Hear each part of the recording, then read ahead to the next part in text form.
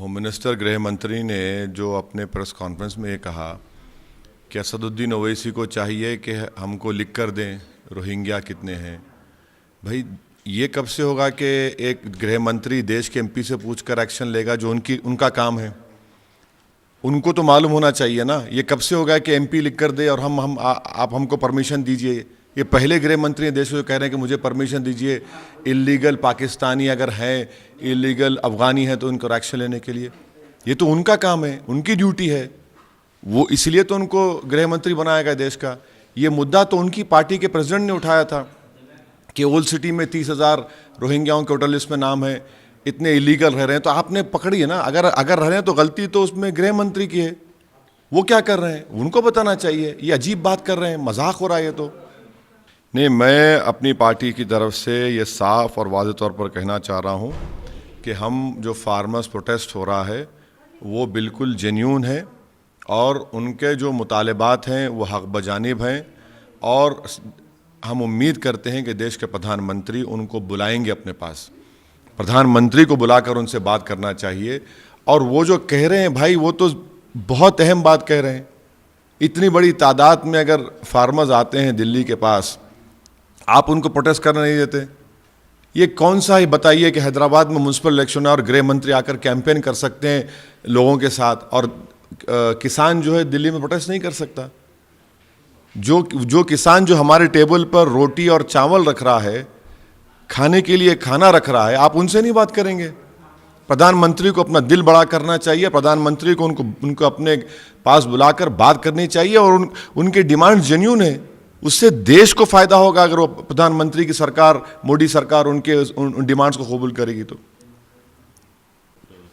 No, the Home Minister, what he said in his press conference, it's really shocking and a joke that he is saying that a member of parliament should give him in writing and take the permission of an MP to take action against so-called illegal Pakistanis or Rohingyas or Afghanistan.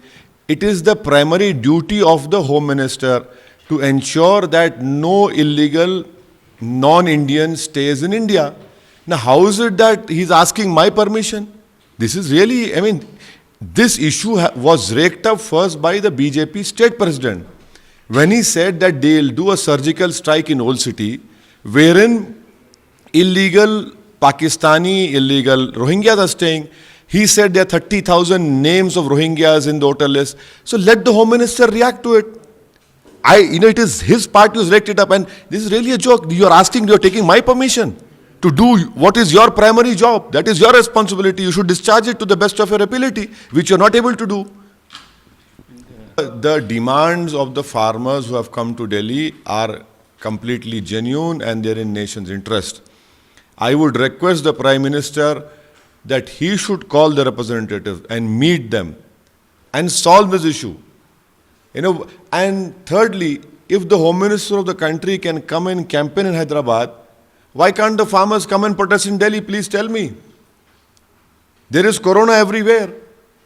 For election, there is no corona. To address the genuine needs of the farmers who are responsible for putting food on the table of the Prime Minister and Assaduddin Owaisi, why can't the Prime Minister meet them and address those demands? They are genuine demands, which is in the interest of the farmers and in the interest of the nation. नमस्कार, मैं हूं मानक गुप्ता। अगर आपको हमारा ये video पसंद आया हो तो इसे लाइक और शेयर जरूर करें और हाँ, हमें सब्सक्राइब और फॉलो करना ना भूलें ताकि आप देश और दुनिया की कोई खबर मिस ना करें। तो जुड़े रहिए हमारे साथ और देखते रहिए न्यूज़ 24।